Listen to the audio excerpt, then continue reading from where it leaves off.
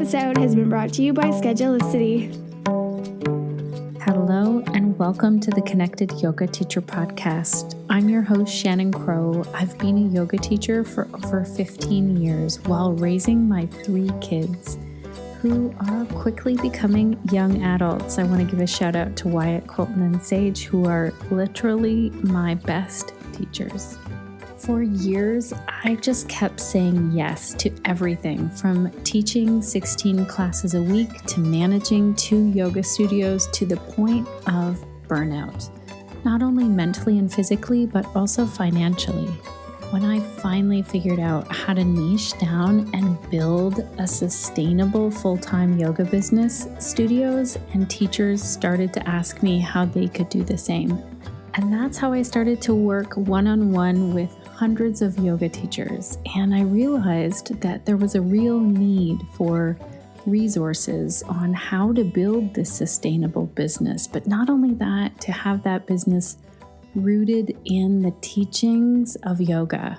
And that's why this podcast was born, and it is here for you each and every week so that you can be connected to information and inspiration that will support you as you navigate these sometimes very tricky jungles of being a yoga teacher and also an entrepreneur. I want to start off by asking you a pretty personal question. How do you, as a yoga teacher, plan your classes? And I'm talking about the actual sequences, poses, themes, and elements that you add in and share with your yoga students. Some yoga teachers that I talk with just go with the flow, with little or no planning. Others have a mental plan. I talked to a yoga teacher a couple of weeks ago that told me, I just have this plan and then I can hold it in my mind and I use that plan all week. And some yoga teachers might be like I was as a beginner teacher, writing out each and every detail and trying to write out each and every cue in a yoga sequence. Now, if you're like me at art, I got a C in art class in grade 8, and it has stuck with me. And I do want to say that I feel like some of that has been healed through the interview that I'm about to share with you with Eva-Lotta. But if you're like me and you think, oh gosh, I've never been known for drawing or my artistic talent, don't worry, stay with me. We're going to talk about a couple of things. One is how everyone can draw their yoga sequences out and how this will really impact how you learn yoga and how you share yoga. And also, Eva-Lotta shares how she self-published a book. So I did not intend for this episode to go that way, but I knew that some of you had questions about publishing a book on yoga. And so I wanted to dig into that as well in today's episode. Now, amazing news, you only need to be able to draw a stick figure. And Eva-Lotta goes through some really key steps in this interview of how to get started. And some even more exciting news is we are going to give away 2 books. You'll hear us talk about that near the end of the episode. It just kind of came out, and these will be personalized books for 2 of our listeners. And so what you need to do is share a comment on our show notes page and share your favorite yoga pose. And you'll hear why near the end of today's episode. I'm so excited. Eva-Lotta talks about how she created this very unique system for drawing yoga stick figures for yoga teachers. She really encourages yoga teachers to take this and use this on their own, not just copy her stick figures, but she breaks down how you can do this on your own. She also talks about the benefits of sketching and how this works in the brain for learning and processing things, and why drawing and visual tools can be such an amazing addition for any yoga teacher. When I got done this interview, I talked with a few yoga teachers about this, and they were so excited to learn further that I then reached out to Eva-Lotta and asked, could we do a workshop together? And she said yes right away. So I'm also really excited that this is already on the calendar. It's happening live. So we get to hang out in person. Well, I mean, on Zoom, but to me, that really feels like we're in person together. This is happening on April the 30th at 11 a.m. Eastern. And if you would like to register or find out more, go to theconnectedyogateacher.com/211, and there you will find the link to sign up or find out more about this workshop. And if you want to hang out before that, on April the 7th, I'm leading a workshop where I talk about pelvic girdle pain and what we as yoga teachers can understand about everything from sciatic pain to SI joint pain, that sacroiliac joint pain, any pain that our yoga students are experiencing in the pelvis, we're going to cover it. And there's some really important things to know, to understand, and then some great things that we can give to our students as takeaways. So that's happening April the 7th from 1 to 3 p.m. It is going to be such a packed workshop. And if you're a pelvic health professional, you already get this workshop. So you'll be getting an email about that. So you can either join pelvic health professionals to take the workshop, which gives you a bit of a discount, or you can sign up for just the workshop. And that link will also be in the show notes. I'm excited. It's like it's spring when this episode comes out, or it's getting really close to it, and we get to hang out a little bit online together. I also want to give a shout out to Krista Fairbrother from Florida. Krista is a yoga teacher there that specializes in aqua yoga. Krista, thank you for commenting on episode 190, How to Create Guided Meditations with Kelly Smith.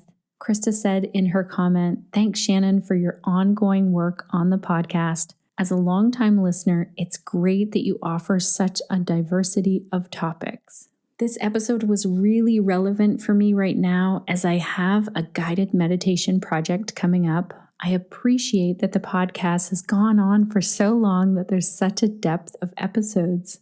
If I need a resource, all I need to do is check the podcast library. I appreciate the long-term resource.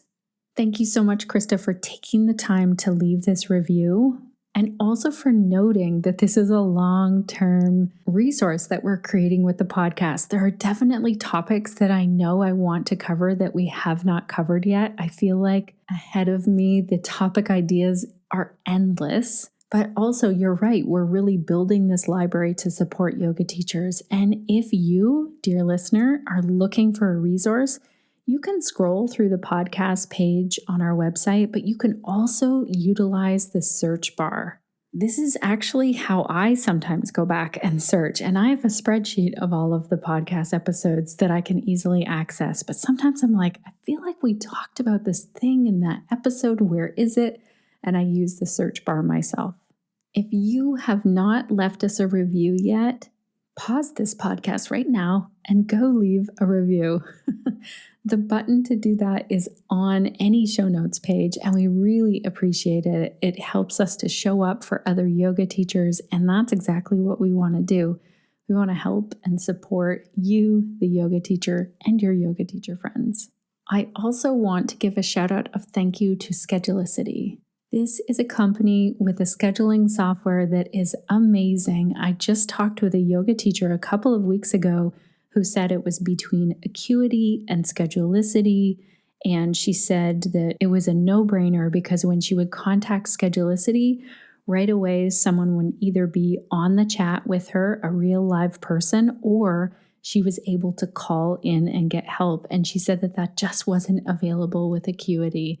This is something that helped me when I started using Schedulicity back in 2011, and this is why I continue to use them to this day. Let's hear from the team over at Schedulicity with our hot tip of the week.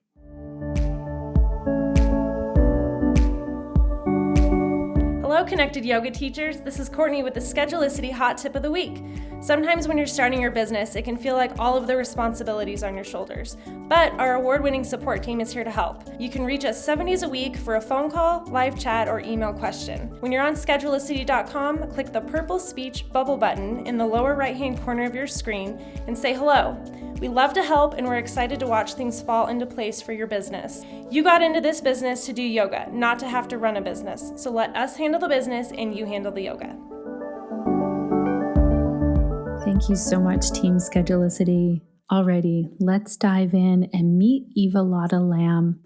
Eva-Lotta is an independent designer, visual thinking expert, trainer, and yoga teacher. She helps companies to visualize complex problems so they can see them from a new perspective, and she teaches teams and individuals to be more visual in their thinking, communication, and collaboration.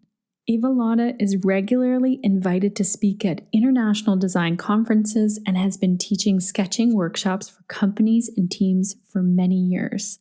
I'd really like you to remember that nugget of wisdom, connected yoga teachers, because Eva-Lotta shares what it feels like to teach to yoga students. And I want you to remember that she's super comfortable talking at international conferences in front of large groups of people. I think that nugget of this story is super important for when you hear her experience as a yoga teacher.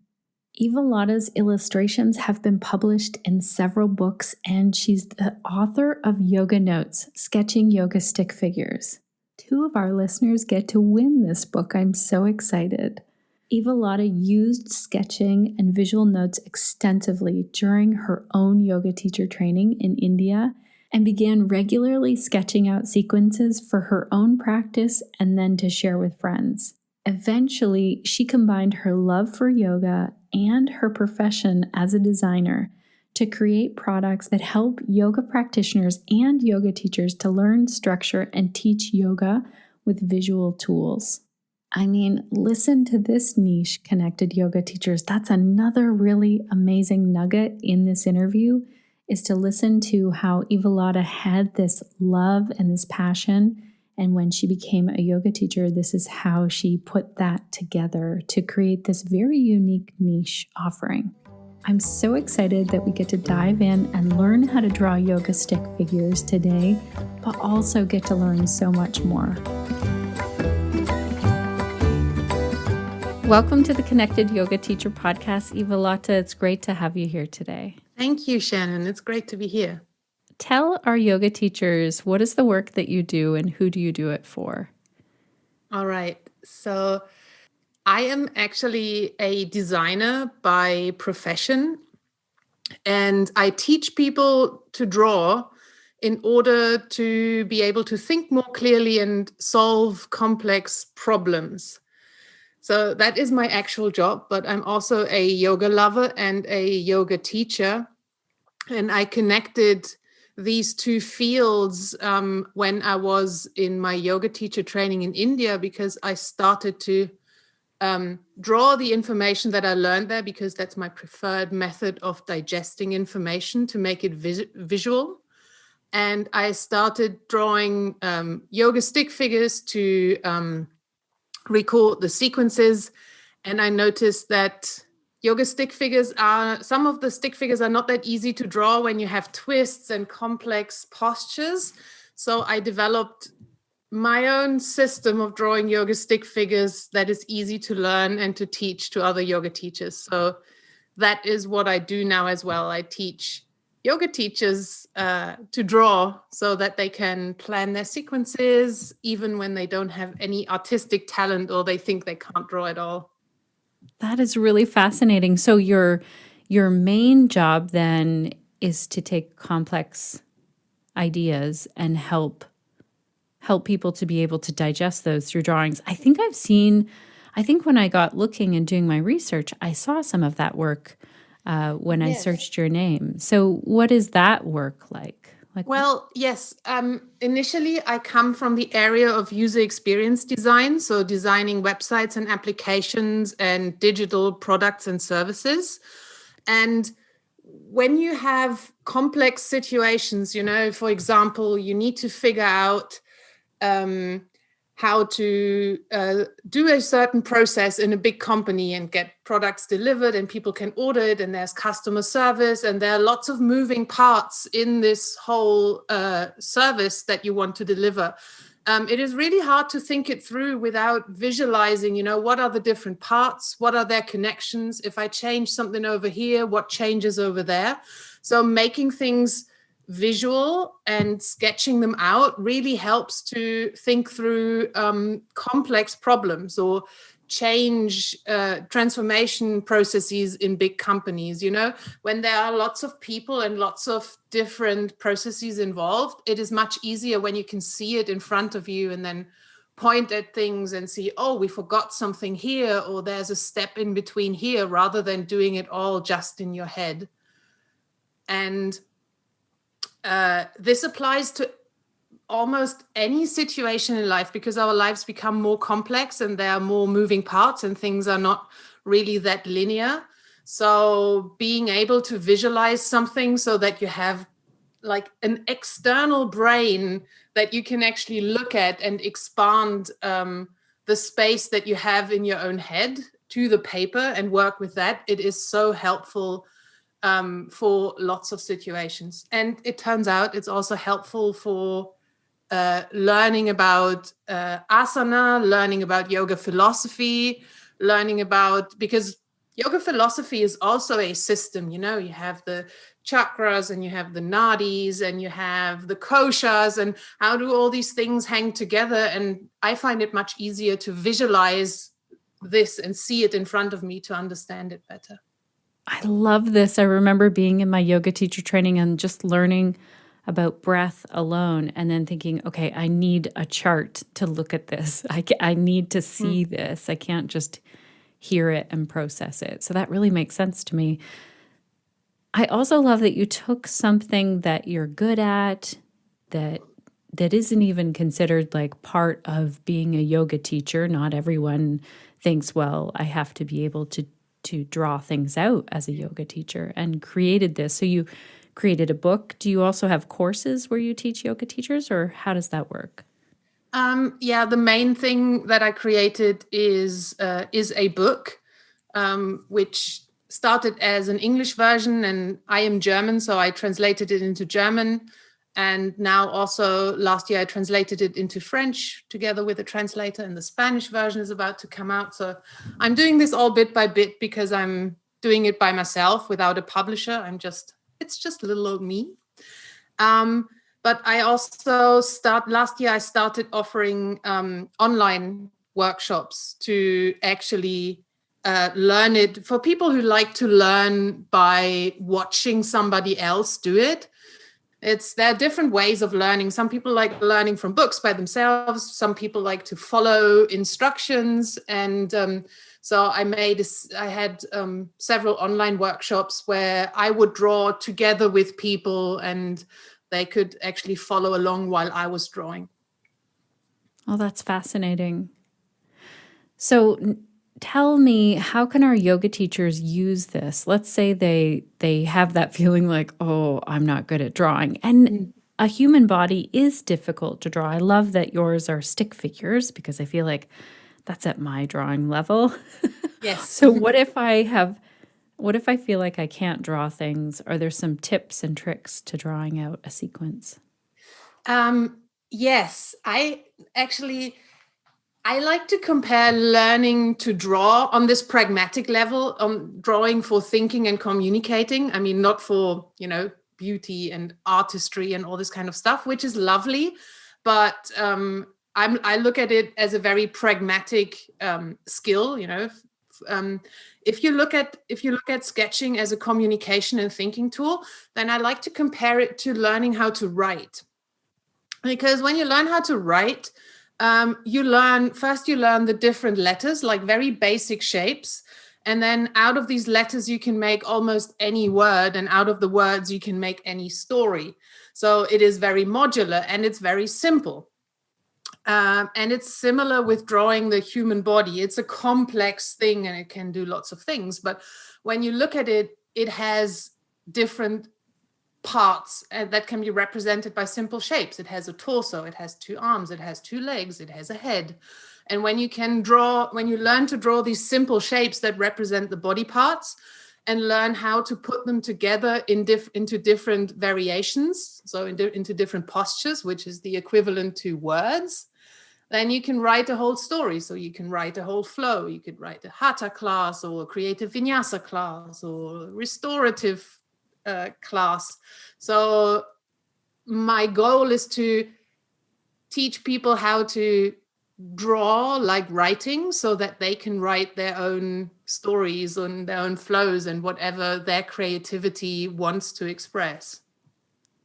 That's amazing. I know that it helps me a lot when I'm looking at any teaching notes, because I feel like once I draw it, I could see it from a distance, and a lot is in that one singular drawing. So do you use just drawing of a sequence, or are there words in there? Are there any other things that help you to remember a sequence as a teacher? Well,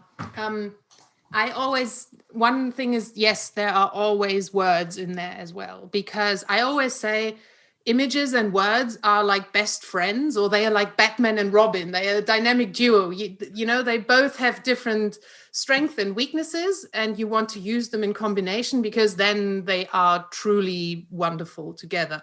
So, and the balance between words and images can also vary. You know, sometimes it's very visual and only a few words. For example, for saying hold this for 5 breaths, or inhale, exhale, or doing some subtle things that are difficult to express in drawing, like, for example, rolling the shoulders back, or, you know, some more subtle things that you can't see that well. But the drawing is great for the overall shape of the body. So the drawing usually expresses the posture, and then you can add words for cues, or for things that you want to say, or for internal states that you want to focus on, or for the breath, or for things like that. So it's always the combination of what you actually want to teach and where your focus is. Because as we all know, that yoga is much more than asana. There's this whole other layer of the internal state, and of the mind, and of the drishti, and of the breath, and all these wonderful things that are the actual topic once you are in a posture. So true. I love this Batman and Robin with the words and the images. That's great. Yeah. There was a yoga teacher who told me once, it's very important to draw the nose so that you know which way the head is. Do your drawings have noses on them, or Yes. is there anything else that depicts direction? Yes, my drawings have noses. It's where the nose is, usually your attention goes, your drishti goes, or, you know, it's very easy to see where the head is pointed, because your nose is pointing in a direction. And also the stick figures look really cute when they have little noses. This is kind of the not very important but cute bonus that you get. Yes, so my stick figures have noses. I usually also add the eyes. You can indicate if the eyes are open or if the eyes are closed, for example, which is nice as well. But the nice thing about these stick figures is you can be very detailed. So you could add the hands and even the fingers, showing you, you know, if the palm is to the outside or to the inside, for example. But you could also leave the details out if you already, you know, if you already know a posture, or you make very quick notes, you can leave out the nose, and you can leave out the hands, and you can even leave out the direction of the feet, because this information might be stored in your head, and you don't need all that detail on paper. So that's the beauty of drawing as well. You can choose the level of detail and fidelity depending on what you need, you know. Sometimes you want to write a story with all the words and completely formulate it. But if you're giving a speech, just some keywords are enough, because the rest is in you and you improvise. And the same is true for drawing flows as well. You can choose how little or how detailed you want to make things in order to remember what you need to remember. Let's say our yoga teachers listening are like, okay, that's it. I'm going to try and draw my flow out today. I'm going to order your book, but it's not here yet. Are there some tips and tricks that they could start with before they get your book? Yes. So a lot of the drawing is actually in the observation. I mean, there is a lot that we can observe from observing other people or observing photos, what shape we are making. Usually I like to, in the beginning, people find it difficult to get the proportions right and know how to make things connect. I actually cheat a little bit and use lined paper to help me with the proportions, to get the scaling a little bit right. And when you have normal lined paper like you use in school for writing or anything, then usually when we have a standing posture, then the legs, I make the legs one line distance and the torso plus the neck one line distance, and then just the head sits on top of it. So roughly one and a small head, which is, I don't know, half a line distance or a third of a line distance. And the arms are usually ending in the middle of the thighs. It's very hard to describe when you can't show it, but using one line as a baseline, so that basically, you can see if the sequence is kind of standing, and when they go to the floor, you can actually visually see it, because there is this baseline that is the connecting, the floor is always the reference point. So that helps a lot with this lined paper, because it gives you a little bit of a reference for length and sizes, so to make, the elbow connect to the knee in certain postures, or That is brilliant. I love how you use the lines on the paper, and that's exactly what teachers do in school when they're teaching the letters. That's so good. It just helps a little bit in the beginning to have some reference points. Later, you can also just draw it anywhere. But usually in the beginning, you want to give yourself as much scaffolding and help as you can, because your mind will be busy with just figuring out so many other things. But that's also why I like the analogy to writing. If you remember back to when you learned how to write, it was a little bit difficult. It took some practice. In the beginning, you had to focus on, okay, when I'm writing an R, I first go up and then I do the half circle and then I do this other bit.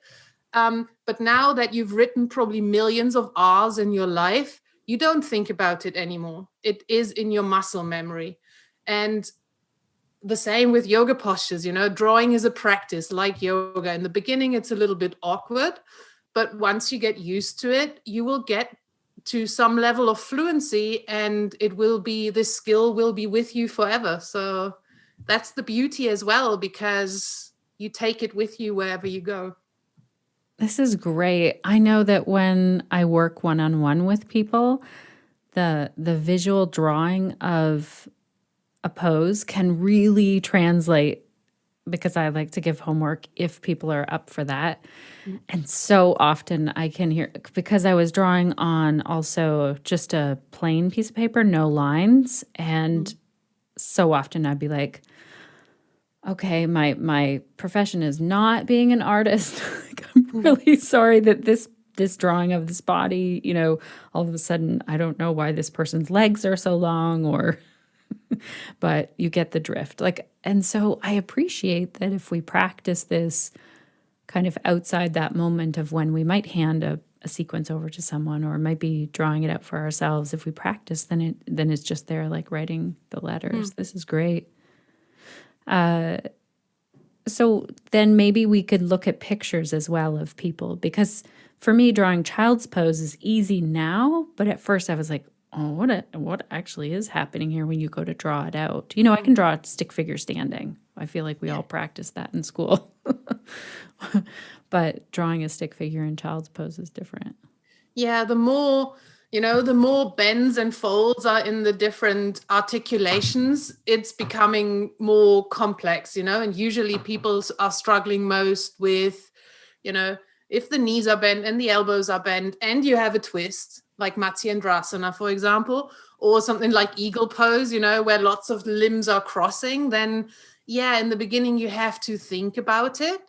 But then, because we're simplifying it into like a glyph or like a letter, once you've figured out the order in which you draw the limbs, then you can start to build up speed because you get familiar with the order you draw the different parts in, and then like writing a letter, it becomes much more easy. Did you see this as your journey when you first signed up for yoga teacher training, where you're like, someday I'm going to create this book that will help No. yoga teachers? No, not at all. When I went to yoga teacher training, I did take my notes in a visual way just for years and years before that, for all kinds of other notes that I've been taking at talks and lectures and other things. I've been taking visual notes, which are, there's also a word for it called sketch notes that some people might have heard, which is basically taking notes by writing and also drawing little images to represent certain topics so that you can remember it better and structure things in a visual way. And so I applied the same technique that I had been doing for other topics for many years. I applied that when I took notes in yoga teacher training because it did make sense to me. Also, it seemed much faster to draw a warrior two than to describe, front leg bend, back leg is long, torso is like this, the arms are like this. I mean, you write half a page to describe the physical posture, and when you make a drawing, then you just make one drawing. So I naturally started doing that just for myself, for my own notes, because that's the way I digest information. And then lots of my fellow students, they were like, oh, can I take a picture of your notes? That is really great. That is so easy to understand. And of course I gave them my notes, but I also thought, well, it is not that difficult to actually do that for yourself. And you have so much more benefit when you do it yourself, because also by drawing, you anchor things in your memory in a different way than just passively looking at images. There are lots of studies now as well about how we learn and different facilities and methods of learning. And there are auditory learners and visual learners. And also there are studies about, when you just passively absorb information by watching and by looking and by hearing, as opposed to when you're writing things down yourself, and then also when you're drawing things yourself. And it turns out that when you're drawing something that you want to understand, it seems to anchor it in your brain much better, because it's a different mental effort to translate information into a drawing, and you need to understand certain things about what you draw in order to draw it. How big do I make it? How long do I make this arm? Where does this knee connect to the rest of the body? And it forces you to understand certain things, and therefore it's a way of digesting information. And so I thought, well, I can give you my visual notes and that's nice, but I actually want you to do that yourself, because it's such a big benefit and it will serve you for life, and it's fun and you can actually learn it. It is possible. So I sat down with a few of my fellow yoga teachers in a cafe over chai, and I explained to them just some basic principles of how to get started. And then they said, well, you should actually write a book about that. Yes. And I was like, I don't know. All right, I'll think about it. And then I spent a few more months actually in India after my teacher training. And while we were in Gokana on the beach, I actually illustrated and wrote the book within a month and a half. And yeah, that's how that started, but it was not planned at all. That's amazing. And so do you feel like that's your work out in the yoga world now? Or are you teaching in any way? Or is this the main thing, the book now? Well, I would say it is the main thing for me, work-wise, is combining the drawing with the yoga. That is work-wise what I'm doing most. I'm also teaching, but on a very, very tiny scale and online at the moment. And I'm because I don't have, I mean, I did my first teacher training in 2016. So I'm still pretty fresh as a yoga teacher. I still feel like, oh, there's so much more to learn. And I think I'm way more shy and less self-confident as a yoga teacher than I am as a visual communicator, because I've been doing visual communication, for all my career since studying, since I was 20, that's where I feel confident. And I'm only slowly discovering and getting the confidence that actually I also have something unique to offer as a yoga teacher, and getting some feedback from people that they say, oh, I really love how you hold space or how your voice sounds. And I'm much more insecure about this whole teaching yoga thing than I am about teaching the visual stuff, because I'm more used to it. But I'm slowly trying to, accept that actually, yes, as a yoga teacher, I also have something to contribute to the world. And but it's a more difficult journey for me, I have to say. But I am so thankful that you shared that story, because there are a lot of yoga teachers who feel like getting up in front of a group of people is a more difficult thing. And I also love that you're still really supporting the yoga world and yoga teachers in a whole other way. Like when you said, oh, I could draw these pretty stick figures, because I've seen your drawings and they are really artistic as well. I have to say that. And they're lovely to look at. But you also are encouraging yoga teachers to use this as their own tool. Like, here, I'll show you how to do it. So instead of, we could take this out of the drawing world, it's sometimes really cool to look at someone doing a really fancy yoga pose and just to look at it as the observer. But then to take that and teach someone, okay, here's how you could possibly build towards that.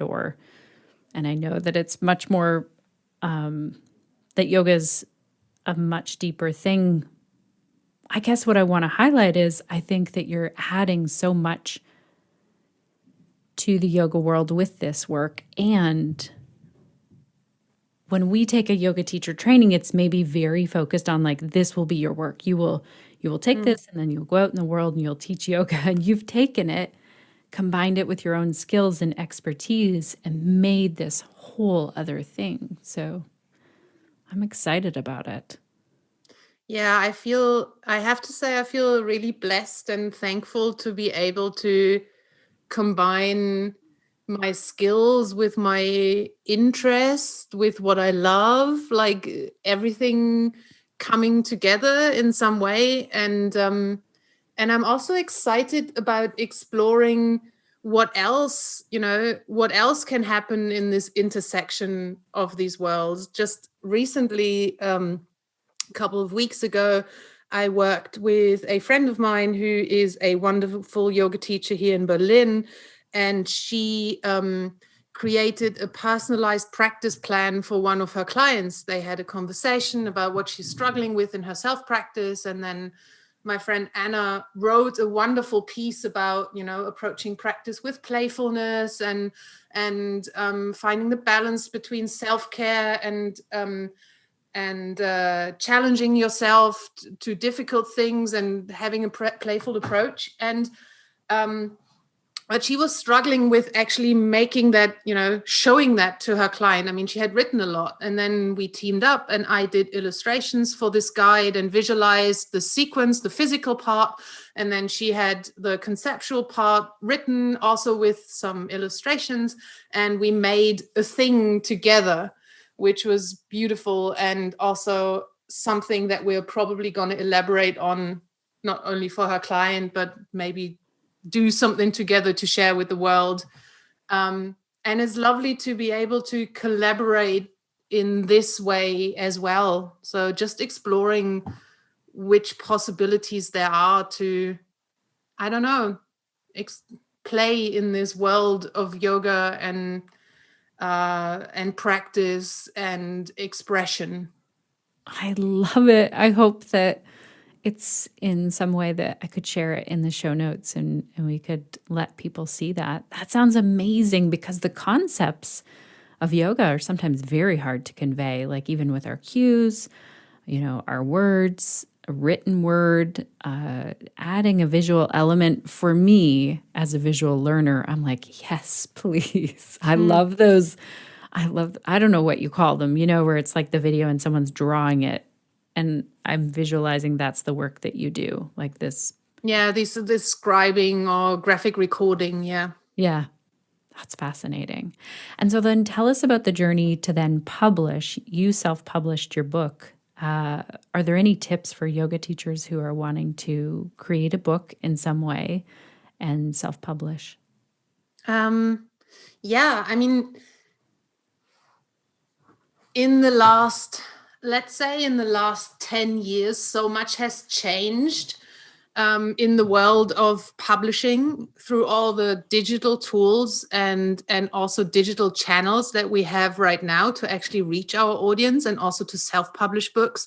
It is actually there is actually a very good possibility to also publish your work without having a publishing house, which is often a very difficult selective process and a very slow process to find a publisher. It is in some ways sometimes almost impossible. You have to be really lucky and have the right connections.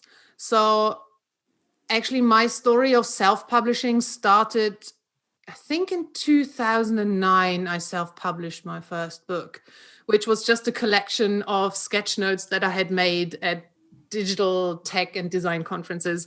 And I just thought it would be nice to have that available on paper for people to buy. And I don't know if anybody's interested, but I started playing with it. And the wonderful thing is that today there are print on demand services. So if somebody orders a book, this single book that is ordered gets printed with digital print and then sent out to the person. It means that if you're using such a service to sell your book, you don't have to order thousands of copies and store them in boxes in your house, but you create the book itself as a PDF file. So the text with the layout, you upload it to that service, and then they take care of the orders and printing it and sending it out, and you get a royalty from your book.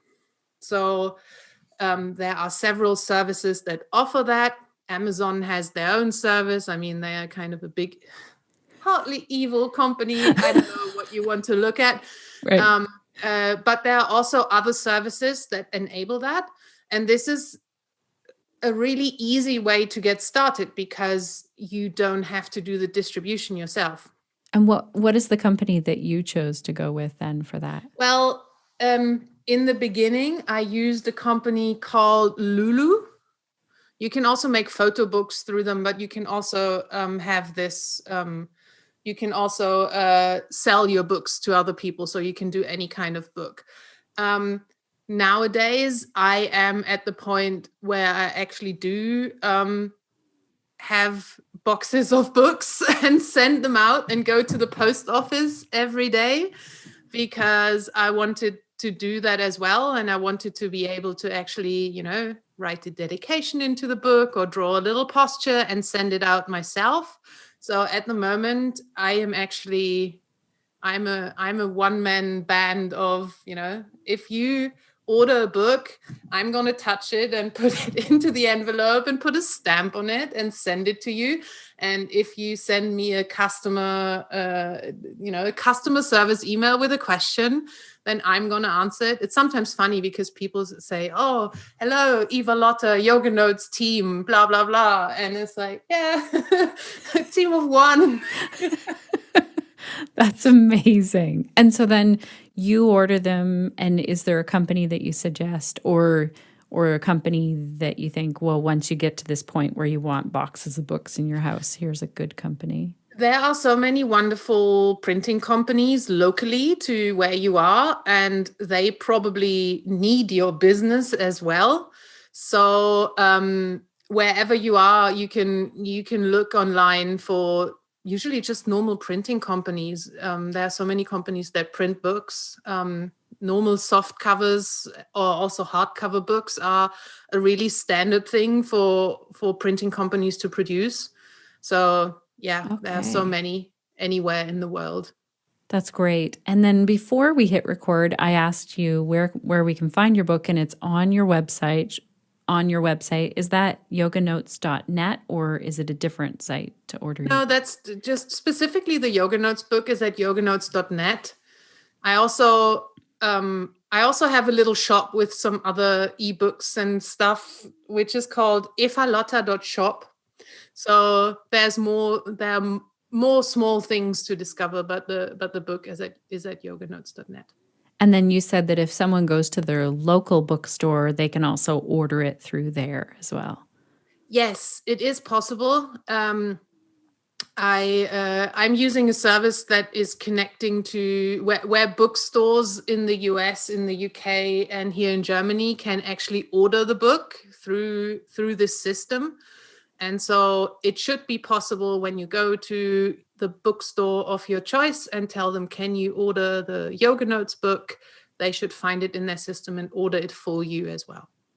Is there a name of that system that our yoga teachers might look up? No, this is just, when you go to a bookshop, you can ask them to order any book, and they have this bookstore central ordering system. I don't know what it's called, but and did you register your book with something to get it on that list? Yes, the distribution service in the US that I registered it with is called Ingram Spark. Okay. But there are probably others. But in Germany, there's a different system. It is called VLB, which translates to Directory of Orderable Books. Right. It's this whole publishing world and book distribution world is still, it is very old school, and it's very confusing to me as somebody who has no idea what they are doing. But I'm just little by little, I'm trying to discover different ways of connecting that book to ways of getting it to the customers. But it's also something I enjoy. I learn a lot by doing all this stuff and trying to figure out ways of doing what I want to do. It's never perfect, but it's a great learning journey in itself. That's amazing. I would love it if we could do a draw where I purchase a couple of books for our listeners and you send them out to them. So yes. Let's do that. So if a couple of listeners post in the comments after this episode goes up, then we'll do a draw that week and draw for 2 of the books, and I'll pay the shipping and for the purchase of the book, and then you can sign them. That sounds amazing. Yes. I love that you maybe in the comments they should tell us their favorite pose, and then I can make a drawing of their favorite pose for them into the book. Oh my gosh, I love it so much. Okay. Yes. Perfect. That is wonderful. Thank you so much for your time today. I am feeling really inspired. I do sort of wish that you were there in my classrooms in elementary school when I was trying to draw and getting in trouble for it. Drawing with children is so much fun because they still, they still draw without this inhibition. They just draw to tell stories and not draw to make a perfect drawing. And that's actually where we should all go back to, and be able to have the confidence to just draw, to express what we want to say, rather than having this inner judge yab at you all the time of, oh, this is not good enough and this is not pretty. So surrounding yourself with children and drawing together with them is the best. That's amazing. Thank you so much for your time today. Thank you. Thank you so much, Eva-Lotta. I feel like I signed up for this interview with you to learn more about how to draw yoga sequences and yoga stick figures. And then there was this whole, let's let go of trying to draw something to hang it on our wall as a piece of art. I feel like that was really just the soothing balm for my grade 8 soul, my C from my teacher. And also, I'm just so excited that we get to hang out together. So again, yoga teachers, write this down so that you have the date if you'd like to attend the workshop, and make sure to sign up and register. It's April the 30th at 11 a.m. Eastern Time, and you can join us live and online. We're going to learn how to draw simple and clear stick figures that will enable us to really think about the yoga poses, the sequences in a whole new way. I would love to hear from you, Connected Yoga teachers. What were your key takeaways in today's episode? If you want to share your thoughts, you can either leave a comment.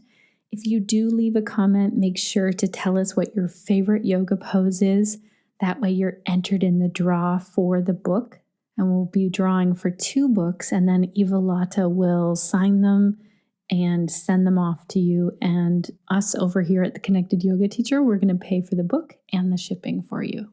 Also, if you want to hang out before and learn how to help your yoga students who are dealing with hip pain or pelvic pain, we have a workshop on April the 7th from 1 to 3 Eastern.